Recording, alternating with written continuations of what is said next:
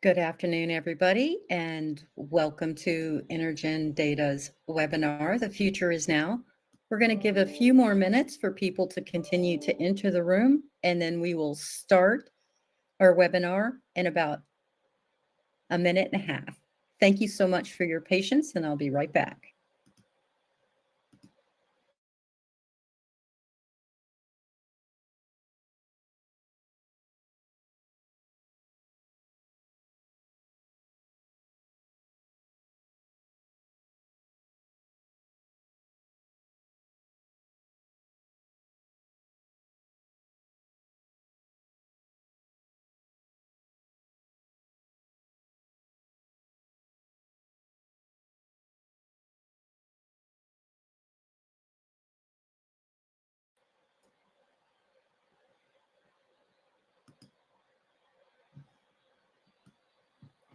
All right.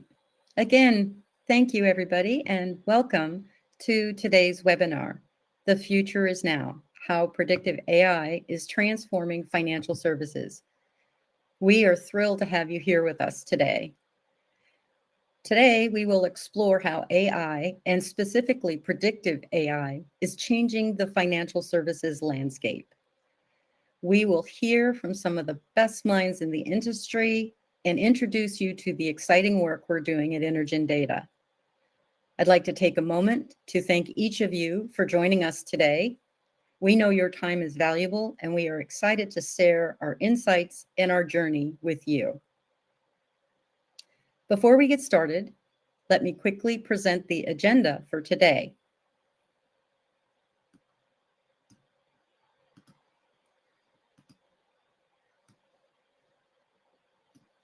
We will begin with a brief introduction of our team, followed by discussions on AI, its market impact, and how predictive AI technology is creating new opportunities in financial services. We will also showcase some of our real-world solutions and the investment opportunity available to you. Remember, we encourage you to participate by asking questions in the chat, and we will be addressing them during our Q&A at the end. So now let's get started by introducing our amazing team throughout the session, and we will start with Robert Kirk, our CEO and founder, the visionary behind Intergen Data. So I'm going to invite Rob on stage so he can talk about why he started this company and where we are going. Again, thank you for joining us. Let's dive in. Thank you, Mary. Thanks. And thank you, everybody, for joining. I know we're taking time out of your day. We are very excited on where we are as a company. We are very excited about the future, not only just within AI, within machine learning, within everything that we do, but more importantly, how what we're trying to do is really setting to help transform different industries. Before I go into that, I want to tell you a little bit about myself. I've spent the last 3.5 decades building, integrating, deploying technology for financial services firms all across the globe. And throughout my career, the one thing that's really kind of stuck with me, because it didn't matter if I was in the UK or Australia or Canada or the US, that's always remained true for every financial services firm. But it still astonishes me today is the fact that 20 to 40% of all financial plans fail because of unexpected events. And these life events happen, you have to deal with them. In fact, this happened to my family. My grandfather, at the age of 92, got Alzheimer's. We had to move him into a long-term care facility. And when we did, we weren't prepared. We didn't know that it was going to cost $14,400 a month. We didn't realize he was going to be there for 4 years. And we certainly weren't prepared for the fact that over that 4 years, it cost us almost $700,000 to take care of a loved one. Now, no one is ever prepared emotionally or physically for anything like this. But if you're not prepared legally or financially, this can destroy you. And that's why I started Intergen Data. You see, Intergen Data is a life event prediction and insights company. And what we do is we look at trying to help people understand when the most important events are likely to happen to them. We want them to understand how much it's going to impact their lives. So today we predict 95 different life events. These are in two major categories, the first of which happens to be wealth. So these are things, for example, like when you get married, who you get married to. Are you likely to get divorced? How many children are you likely to have? When would you buy your homes, buy your cars, where you're likely to live, even how much money you're likely to earn in your lifetime. And then on the other side, we predict 81 critical illnesses. So these are things like cancer, but not just cancer, 27 types of cancer, 21 types of heart issues, brain issues like Alzheimer's, dementia. And then we also do other things like your organ issues or MSK issues, musculoskeletal issues, and we'll get to talk about that later. So within this time frame, the thing that's absolutely amazing to us is the fact that the information, the data that we are trying to predict is to help you as an individual, to help your families, your loved ones. It's to help your employees or your clients. We are here to help you understand not only the probabilities, the likelihood of when these events are going to occur. So by what year, and then is what the actual event is, and then how much it would impact you. So before I go any further, I'm going to walk you through a few different things. And we do have a special guest who's coming on board here shortly. That special guest is a gentleman by the name of Craig Iskowitz. And Craig happens to be an expert in the industry, in the wealth management and financial services industry, the asset management industry. And as we go forward and bring him up to stage shortly, and I know that today, right now, he's actually on stage at another conference in another part of the country. So he'll be joining us here shortly. But if Craig, if you're here, I'd love to see you jump on and come on stage with us. If not, I'll move on to the next section and then we can jump back. So Craig.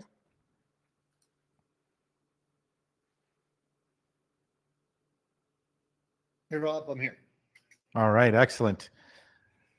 And I know it takes a few seconds for you to get in and log in and see your camera. So as we go forward, one of the things I would like to do would be to have you introduce yourself, to let you know that you can tell the audience a little bit about you and about your company, and then I can get into some questions if you can. Absolutely. Yeah, my camera's just coming online here. Here we go. Hey, Rob. How are you? Oh, fantastic. Thanks. So I run a consulting company called Ezra Group. I've been in financial services over 30 years and we started Ezra Group in 2005 just to focus on the wealth and asset management business. So we're experts in all software used in those areas. And of course, AI is impacting everything we do. All the software that we normally deploy and evaluate and review for our wealth management and asset management clients is being impacted by AI. So I'm pretty excited to be here to talk about it. Awesome. Well, we appreciate the time, Craig. We know you got a busy schedule. I know you're at an AI conference right now, so thank you for joining us here on the webinar. I'm sure as you know, AI means a lot of things to a lot of people. So from your perspective, what do you see as the biggest change in recent years? Well, of course, the biggest change everyone knows about is the generative AI trend that was launched in November 2022 by ChatGPT. But I think what also is underlying all of this is that people have unrealistic expectations about what AI can and can't do. And they're not realizing that the things that you see the most, you hear the most noise about aren't always the things that are going to provide you the most value. So we recommend a lot of our clients kind of take a step back and look at these different tools and technologies with a critical eye, as opposed to jumping on the bandwagon and saying, well, now I've got a hammer, now I'm looking for nails to use it with. We want to do the opposite. Here's my problems, here's the issues we have. What's the right tool to deliver on that value? Yeah, that's awesome. And as you can see, we put up a recent image of some research that we have done, but also in concert with other firms. And you can see that AI is everywhere. It's in multiple different practices, multiple different technologies, the disciplines of which are there. And it's not just one simple thing. So it's a vast market. And considering what you just said, from your opinion, how big do you think the market is, and where do you think there's going to be the biggest growth? It's hard to quantify because how AI is permeating all aspects. I mean, I see AI as a tool, not as a solution. It's what can it do for me? What value can it bring? And if you think about it, most people who are running a business just want to serve their clients better. They don't really care what the underlying technology is, right? Suddenly it's like, well, is it AI? Well, I want something that's AI. Well, why do you want something that's AI? 10 years ago, did you care if it was running on a Java or C# or C++? You never would care what programming language they use to write the code for the software you're using. So why do you care whether it's AI or not? What does it do for you? So the size of the market, I don't think is as important as how it's going to permeate everything, because it's becoming ubiquitous, and as technology has made things easier and cheaper, whereas 10, 20 years ago, you needed a staff of 100 to run a business that was $100 million. Now you can do it with 10 people, right? Because of AI and other technologies, cloud, other tools that are available. It's much easier to run a small business, or even a larger business with fewer people, because you can outsource a lot of it to technology. So the market's going to be huge. If you look at the firms here and try to decide how much of their revenue is AI related and how much isn't, that's people trying to figure out how many angels are dancing on the head of a pin. I'm more concerned about what can it do for us, and how can we take advantage of these tools in ways that don't distract us from our main problem, which is making our clients happier. Yeah, and as you can imagine, there's multiple practices, as you said. So there's natural language processing, there's machine learning. We're in the realm of predictive AI. And as you look at other areas like generative AI, I mean, when ChatGPT came out, everyone exploded. Everyone got all psyched about everything that was happening. And they started questioning everything, like, what are you doing? How are you doing this? So we know that generative AI is great. And you're right in some of your statements, even in what you implied, that ML and even the predictive side can really help clients more, or you receive more benefits if you're helping the customers anticipate certain needs. So how would you see it, or throughout your practice and throughout your customer base, how do you see it being applied in wealth and asset management? The initial use cases we're seeing are areas that will automate manual tasks. So a lot of tools that are taking advantage of the power of generative AI to review tremendous amounts of text or audio data, or convert audio to text. Review tremendous amounts of text and then convert that into a summary, or vice versa. Take a small amount of text or bullet points and expand that into an article or white paper. So those are the most common areas, and those the areas that helps is things like meeting preparation, meeting agendas, meeting summaries, running the meeting, transcribing calls, going through those documents, looking through compliance, looking for compliance information. So AI can go through a tremendous number of transcripts of calls with clients, emails, texts, and highlight areas that it believes might be a compliance issue. So that's going to make compliance teams' jobs a lot easier. And also, we're seeing it in a lot in marketing, which everyone is doing. When it comes to writing social media posts or writing blog posts, it's very good to do that. It's easier to edit than to create, and AI is very good at helping us get a first draft, because nobody wants to stare at a blank page. So those types of marketing and automation tasks are getting the first looks for these AI tools, but anybody can really do that. It's the more complicated, more in-depth scenarios that I think are going to be a lot more interesting and are going to be a lot more valuable in long term. And that's awesome. And we're going down the road of being predictive. So when you talk about marketing, when you talk about customer service, the more you understand the customer, our belief is the more you can get ahead of them, the more you can relate to the customer of what they're likely to go through, the better off you will be. So from that perspective, what's your view or your take on predictive AI? I think that's where the real value is. Generative AI and predictive AI are not mutually exclusive. They can work together. Right? Generative AI can be very good at parsing through terabytes of data, summarizing it, that can then be fed into a predictive model to look for patterns. Or generative AI can be very good at cleaning up data that's coming in from multiple sources. And you can train it to be able to clean that data to make it more useful for the predictive AI.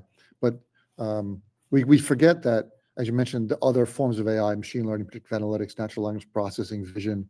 Everyone sees a Tesla. Tesla just had an announcement they're doing 0% financing if you buy a Tesla with their self-driving mode. Self-driving mode is AI. It's been around for a long time. It's very mature and it's very powerful, but no one really thinks about it as AI anymore because it's ubiquitous. We're seeing it everywhere. We're seeing self-driving, and eventually it's going to be the norm.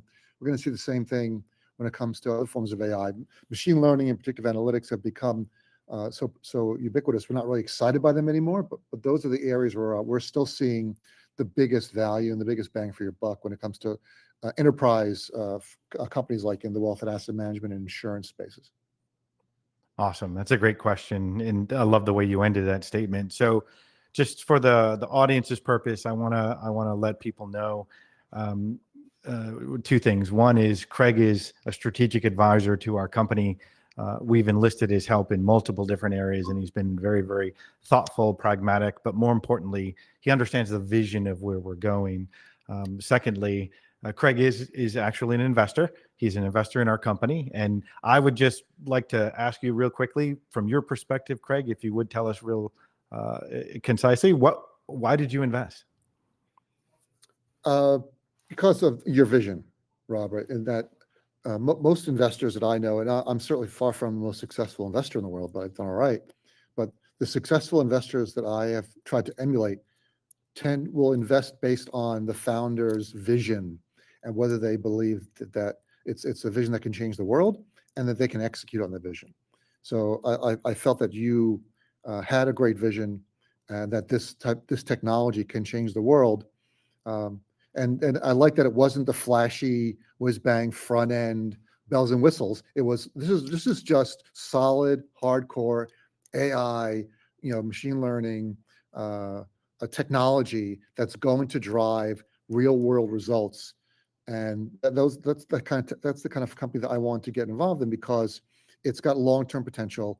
You've built a moat. It's very difficult for companies to jump into. Like I'm also invested in some other companies that are AI related, but there's so many firms jumping into their space because it's so easy to build. It's so easy to build an interface on top of ChatGPT and say, "Look, I got AI," and everyone's doing it, and it's flooding the market. And consumers don't know the difference; they don't understand what that means. They just go another AI tool. Okay, I'll use that instead. Whereas I think what you have built, it has a lot of staying power. Well, I appreciate that, and thank you for that. So, Craig, I just want to thank you for the time you've taken to join us here. I'm going to go on next and talk a little bit more about the company. We look forward to seeing you next time. So please feel free to reach out and keep in contact. Thank you, Craig. Everyone. Now, as we transition, one of the things that we're going to do is talk about a little bit more on the company, give you a little bit more background. And so what I want to try and do is explain to you what we do, what Craig said about us building a moat, about having the predictive side of the analytics is we've built a very large database, data lake. We have 15 billion different records. We have data that goes back to the 1700s. We have data that goes back for every data attribute all across every home purchase and car purchase in the US as well as other countries. And we expand on that every day, and we're using AI to find those correlations. So what I will do, though, is give you a little bit better understanding of what we do. And for that, I'm actually going to turn around and play a short little clip for you. So that way you will be able to better understand how we unlock insights. So give me one quick second, and I'm about to share this with you. First, we take your de-identified client data and segment that into life stages. Once we do this, we take into account their marital status as well as demographic data about who they are, where they live, and what they do. This data is coupled with our proprietary algos and information that we use to predict what health and wealth events are likely to occur. Once we know this data, we can actually start to provide you with insights so that you can overcome your most aggravating pain points. Whether it's how to improve your underwriting, uncover hidden risk, get new customers, look for customer attrition, or empower your risk and compliance teams like never before, we provide you the data and insights. So that was just a little clip of what we do. Within all of our data sets, we combine that with our customers' data sets, and we allow them to use our de-identified data with their customer data sets. We also provide them access to our data deep inside and give them the ability to almost do it in a self-service manner where they can actually come up with their own formulas. We are not looking to replace AI teams or teams that are responsible for developing. We're actually providing them additional data that they didn't have before and new ways that they can actually look at it. So I'm going to go back to the presentation, but before I go into the next spot, I did see that there were two quick questions in there. One of the questions says, in terms of intuitive robotics, medicine reminders, ability to address for seniors feelings of isolation and loneliness, why has wealth management not kept pace with the healthcare industries? Well, the simple answer is people don't like to actually talk about bad things. No financial advisor in my career has ever come up to me and said, hey, can we talk about when your wife or your spouse is going to have cancer? Can we talk about when you plan to lose your job, or when do you plan to move, right? So some of these things are very tough conversations to have. And if you do lose your job, as an example, your first call is not to your financial advisor. Your first call is to your home. Your first call is to the loved ones that depend on you.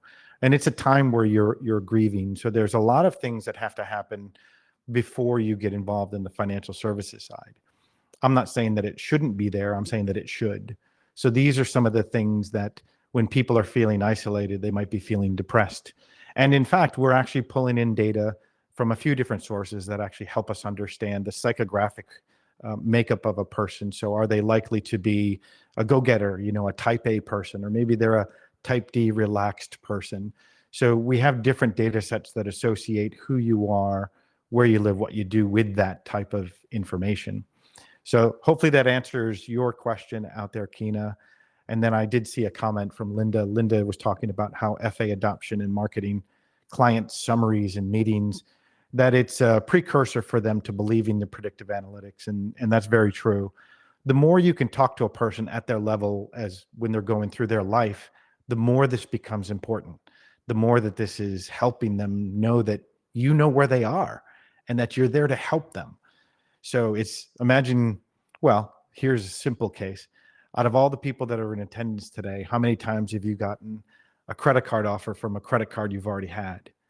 Well, that means they don't know who you are.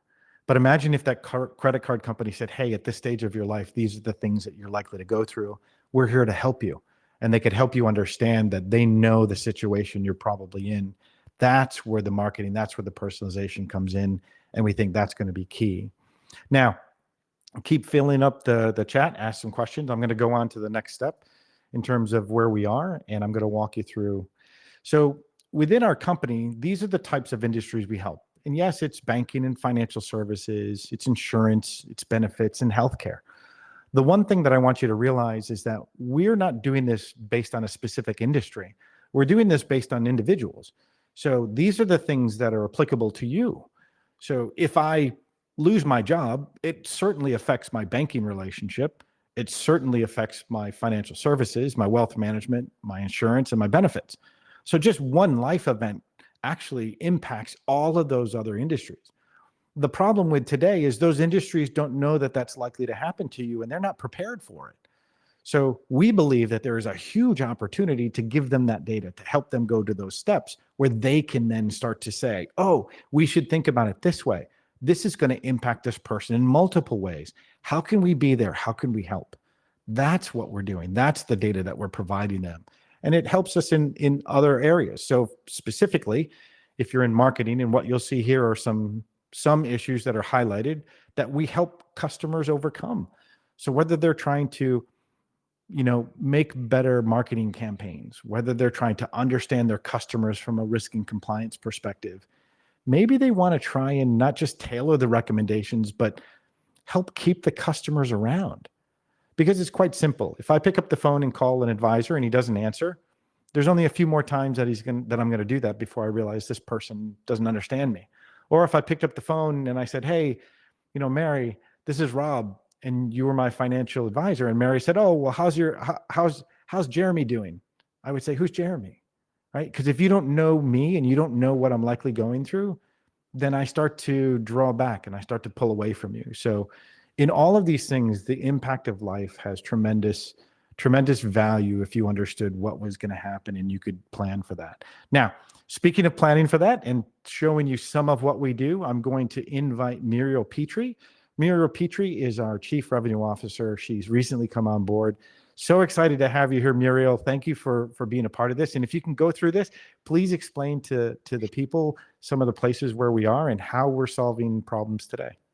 Absolutely. Thanks, Rob. Getting started, I'm going to take you through 3 different case studies that we have for how Intergen data is helping companies better serve people, their customers, their employees, their prospects better through the powerful data-driven solutions that Intergen data provides.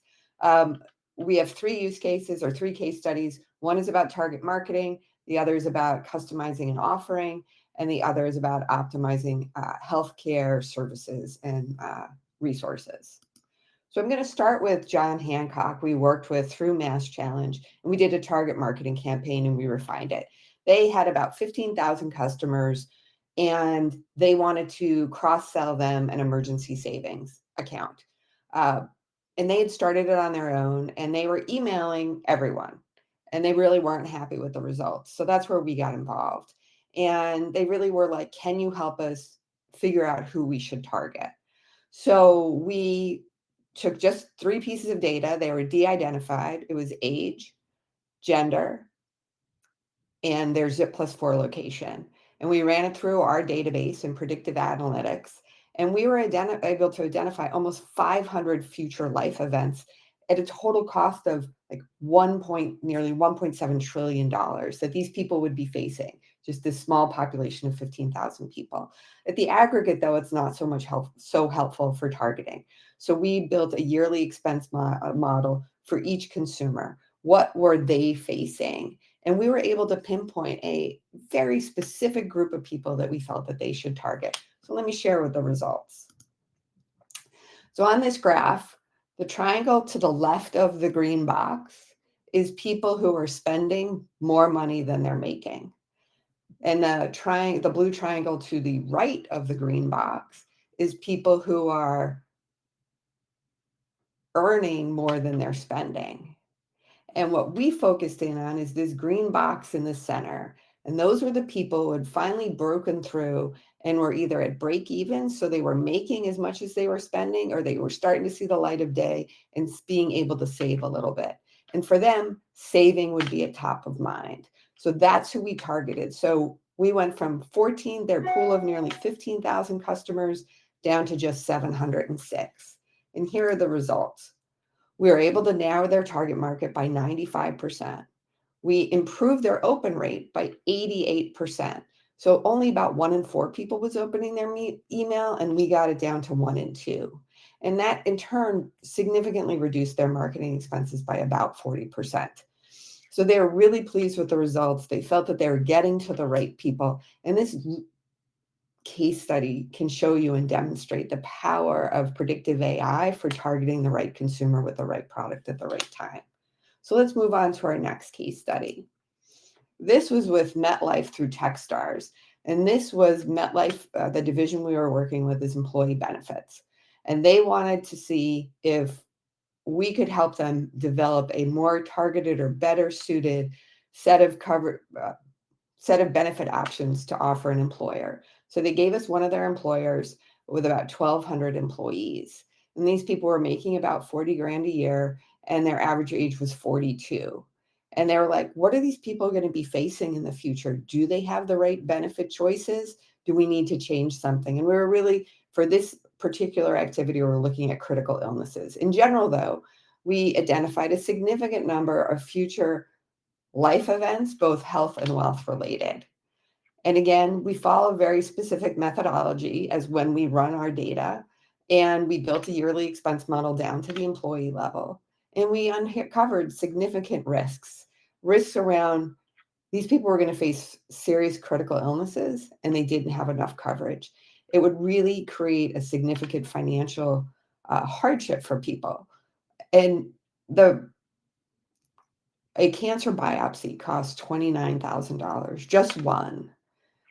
These people only make $40,000 on average. If they don't have the proper coverage, in addition to being emotionally devastating, that event could be financially devastating.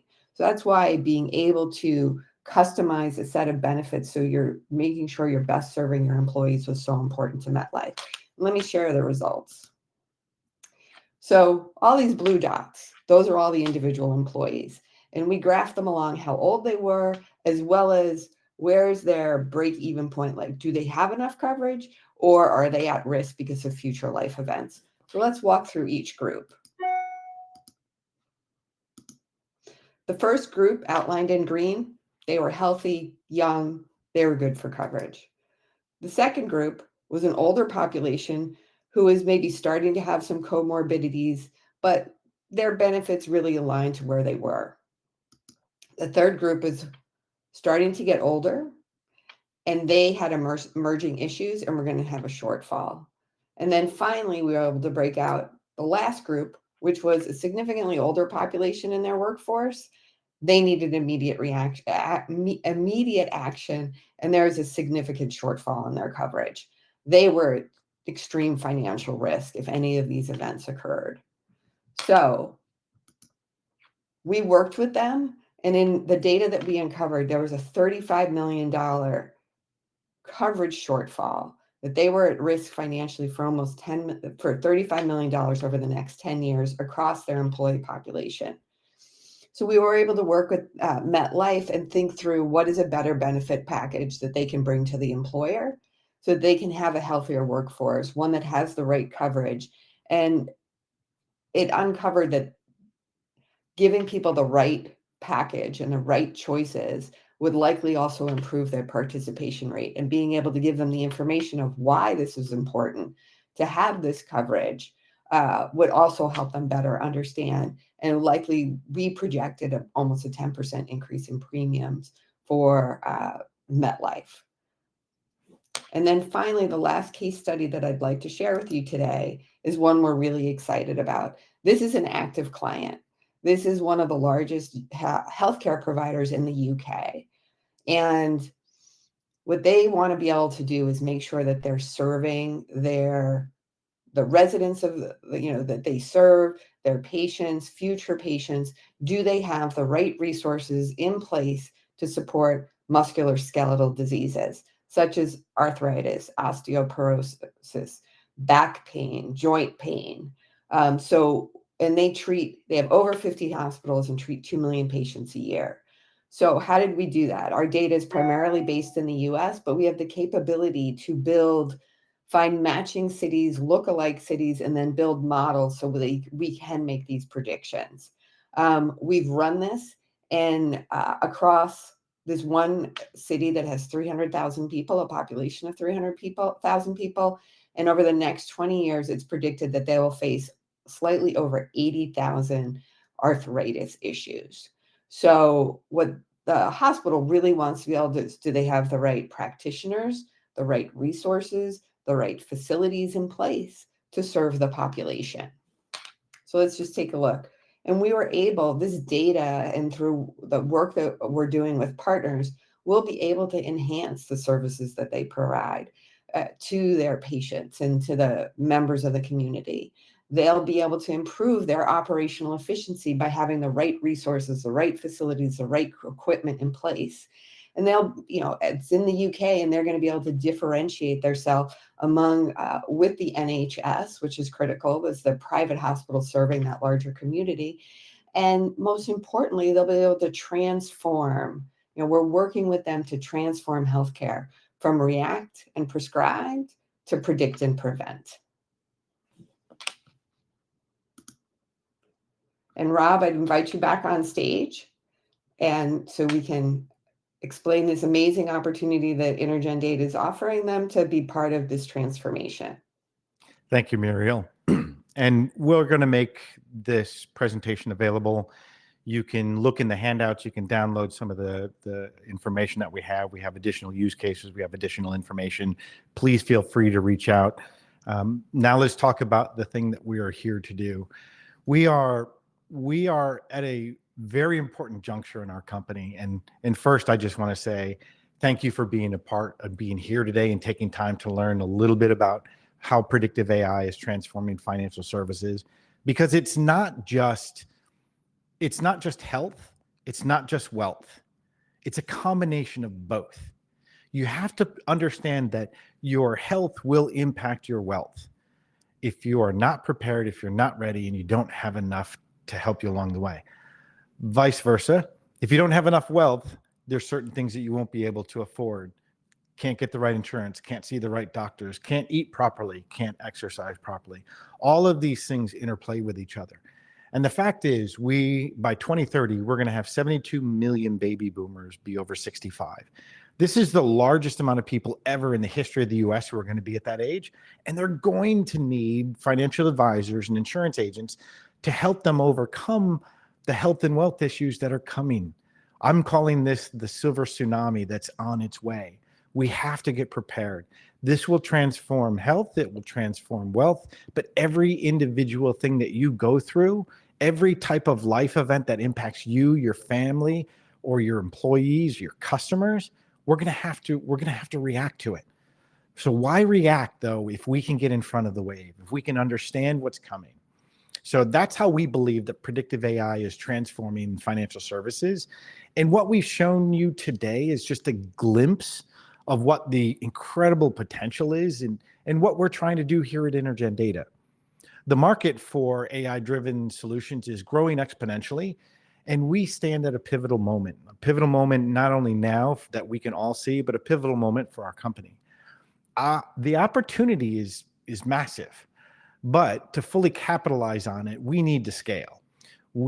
Quite simply, we have more opportunities that are at our hand today that are right in front of us than we have the capital to pursue. So what we're doing is we're opening up a door for investors like you to join us on this groundbreaking journey. We'd love for you to participate with us, join us, help us understand and help us learn as we go forward, and that you can understand where we're going. This is more than just technology or financial returns. It's literally about transforming industries. We're shifting the way financial advice is delivered, and we're going to move it to an art. So we're taking it from an art and how it's done today by intuition, and we're moving it from an art to a science. This is a data-driven approach.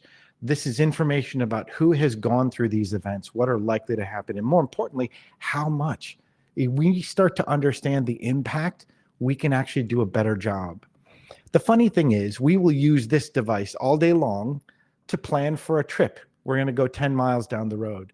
We're going to go grab lunch. What type of menu is on it? Where are we going? How are we going to get there?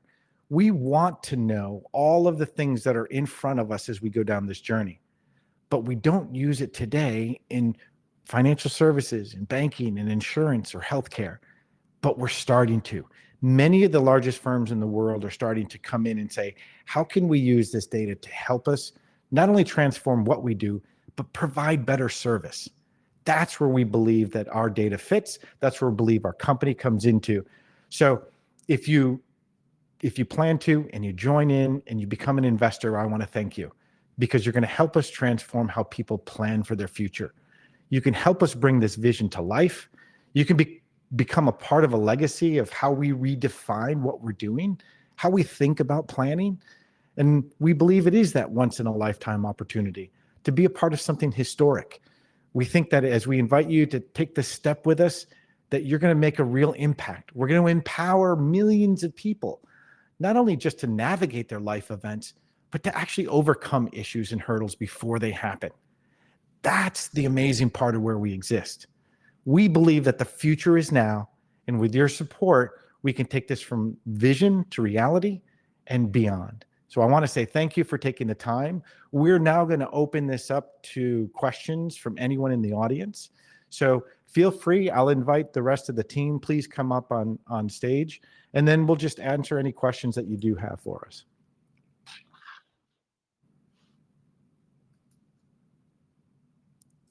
All right. Thank you, Muriel. Mary, if you can jump back on. Rob, we've just gotten questions. It says Google shows your Texas office is permanently closed. If that is so, where is the new office? That's interesting. We're at 2099 North Collins Boulevard in Richardson, Texas. Do we know what address that's actually talking about? And no, it's not closed. And so everybody knows, in the handout section, I've added today's presentation. It says the same address. So Rob, we're going to have to adjust something in Google that it's showing the office is closed. Thanks for bringing that to our attention, Deepak. No, thank you. Absolutely. Absolutely.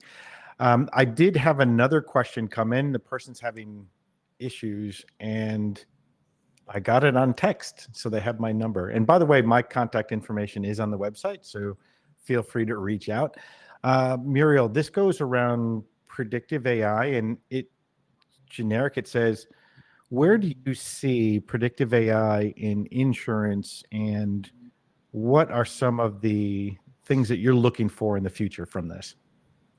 So I've been in insurance my entire career, and there's a significant insurance protection gap. People don't have enough insurance. They don't really are comfortable talking about it. They often depend on their group benefit insurance, which might be insufficient. So I see this just like we did for the group benefit to optimize what coverage you'll need. Often people say, like, can't you just tell me what I need? Like, can't it just be easy? And often people tend to plan for the positive things in life, like, oh, buying a house or retirement. But just like financial advisors or wealth advisors don't like to ask hard questions, insurance advisors, they don't really like to ask about underwriting questions about your health. And it gets to be awkward. And there's been surveys done where people, when they plan for the future, they really focus on positive events, not negative events. So I think this would, again, help people have better coverage. So when that coverage might be needed, it'll be the proper amount. Awesome. And Deepak just came back and said, it looks like he said, I'm not an investor, just another tech enthusiast. How can someone contribute to be a part of this incredible initiative? Thank you for that. The easiest thing to do would be to please just come and give us a call, send us an email.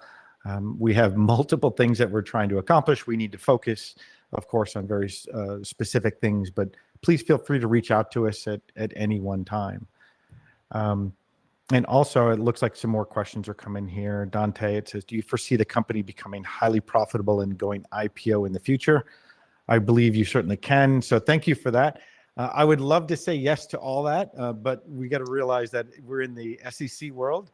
So as we put out this information about our investments, we can't guarantee anything to anyone, but what we can say is we have the right people we believe in. You can look at Muriel's background, or you can look at Mary's background, or all the other people on the team. Feel free to look into that on LinkedIn to connect with us. What I can tell you is, if you look down below, we believe we're at a really decent valuation level. That current valuation is 6.9 million, which is a pre-money valuation.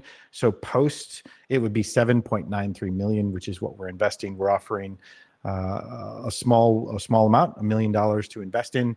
So you can invest anywhere from, $99.54 up to as much as you like. And if you click on that QR code, that should take you directly to the Net Capital page. And I just got another text, and it asks, why did we decide to go through the crowdfunding sources rather than standard VC?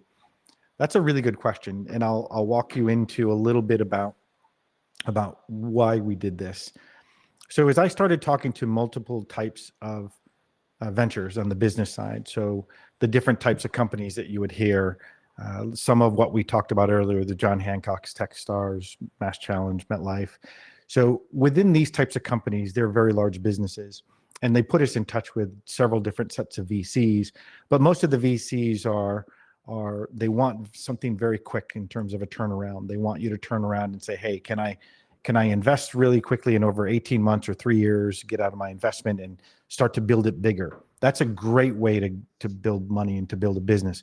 We're in effect a data company, though. We have to take multiple years to build a very large data set. Think of it as a ticker plant. We have to build all the infrastructure and build all the data and the algorithms first before we can actually go through and do that. So there was a few people who did not like that, and there were a few people who did. But the main reason as we went through that is every time I talked to an individual or we did a demo or showed them, everyone kept asking me, can I use it? Can I do it? Can you put my information in? And I started realizing that out of the past 2 years, everyone was asking me the same question. So I said, well, why don't I think of it differently? Why don't I think outside the box? Let's not think normal. Why don't we let anyone ask the question? Why don't we let anyone have the ability to get involved in our company? And then more importantly, one of the things that I didn't share with the team, but I'm going to announce it here, would be, why don't we let anyone who invests in the company actually get access to the data? That's one of the key perks that we want to do, is allow them to think about this and say, hey, could this be useful? Now, there's many things that we're going to have to go through beyond that, but that's a thought. Like, how can we do this? So I wanted to make it so that anybody can have access to this. Anybody can see it. And the best way to do it is to become an investor, to help us, but more importantly, learn about what we do. So thank you for the question. Hopefully I didn't go on too long. So Rob, we have 2 more questions. So Linda asked, so if I invest, can I be a user? And the answer is yes. And we'll have more information for investors coming for soon. And then Ray asked, who's your target prospect? Carrier, distributor, both? Yes, the short answer is both of them, but we're really starting with carriers because they see a broader application across their whole population, but it also then could become a tool that becomes available to distributors. We're also working in the distribution space or having conversations more on the brokerage side of large benefit brokers. They could be potential prospects as well. So it's great. The team has deep resources, and we have a strategic advisory board that comes from banking, insurance, financial services, and we have experience and access into all those different markets through our network.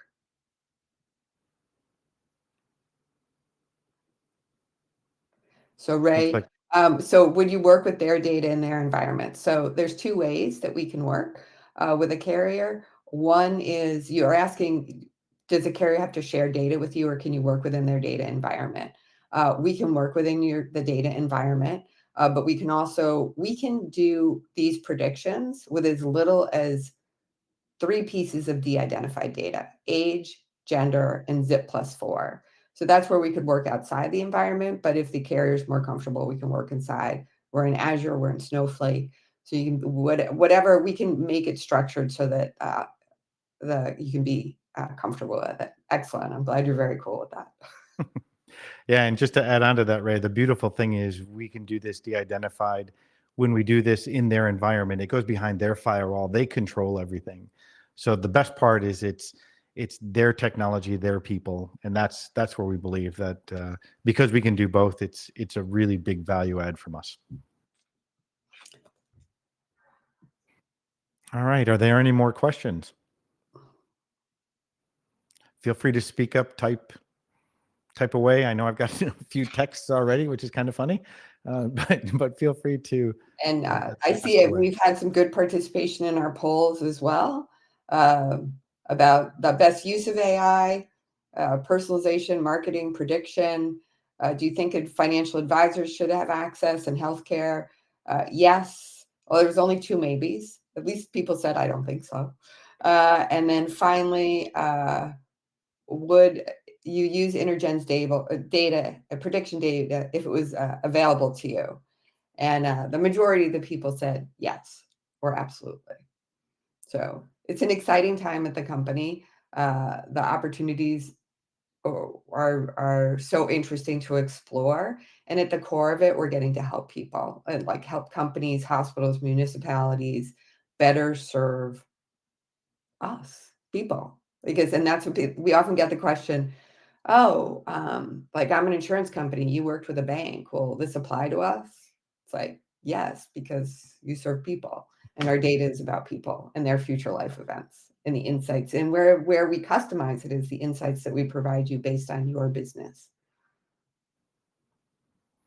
That's a great point, Muriel. I did want to add on to that just so everybody can understand. When we talk about insights, it's not just the life event, but it's the life event plus what's likely to happen. So a good example on an insights that we help is customer attrition, when people are likely to leave, right? Whether they're a customer or an employee. One of the funniest things is it's not just being happy, it's also because of financial stress. It's because of duration of how long they're in a problem. So these are the types of things that we uncover. And when we work with companies, we found some really unique things that have actually been very impressive and quite startling. So if you want to find out more, please feel free to contact the team. Rob, we have reach one out. more question is, from Bruce, are we open to partnering opportunities, white labeling or presented to customers? And the short answer, yes.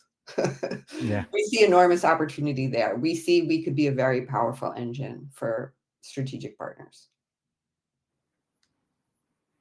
All right. Well, if there's no more questions, we can give people back 6 more minutes of their lives. But if not, feel free. We'll keep this open for the next few minutes. But feel free to jump off. We want to say thank you again for myself and the entire team.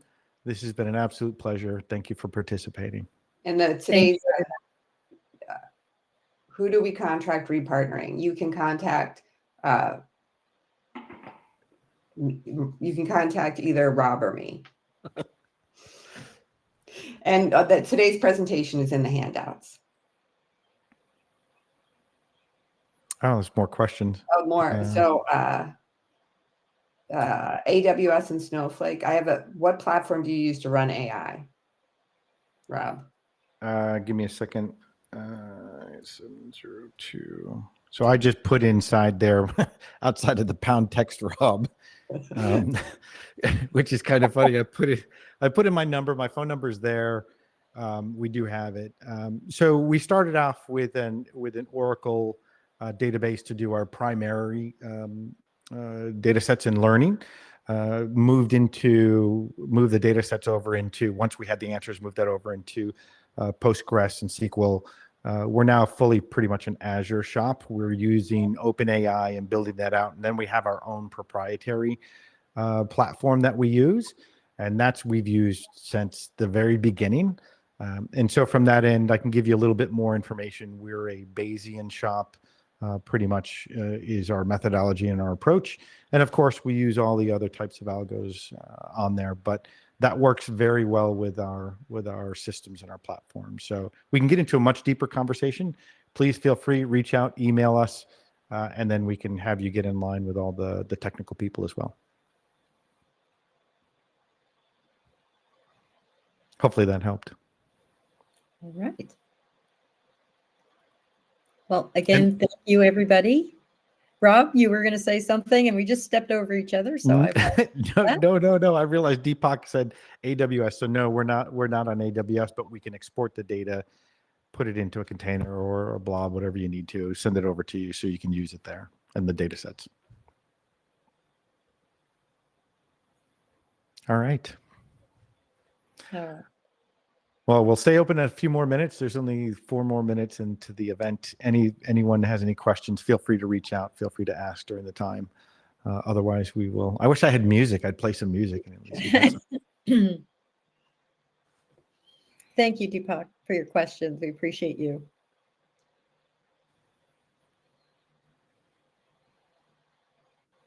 All right. Well, listen, I've been ecstatic over this. This has been great. This has been a great learning time. I'm talking to the team and I'm talking to you as if you guys are investors in the company. We're just super excited. So feel free to, like I said, to reach out and email. Our emails, you can go onto the Net Capital site. You can also go to intergendata.com. If you click on our links in the pages, you'll be able to send us emails as well. Yep.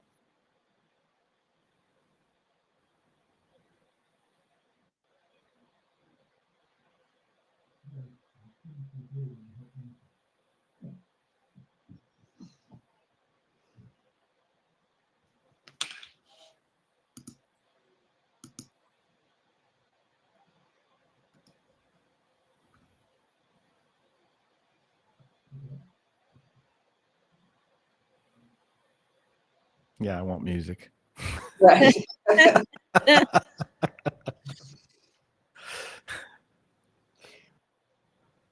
Most of the time when you're on webinars, they just say thank you and then they cut it off and then you just stop it. And if Try you do to- go to that Net Capital page, this information that's in handouts, so if you don't get it downloaded, the handouts information will also be there. Awesome. And please feel free to share it with anyone you know. Right. Exactly. All right, everybody. Awesome. Well, listen, thank you guys, Muriel, Mary, I know Henry and Dorothy and all these people have attended, as well as all the attendees. I want to say thank you. This concludes today's webinar, and we will conduct one more in a little bit. So we'll send out an email to let everybody know. All right. Awesome. Thank Have a you. Thank you. everybody. Bye-bye.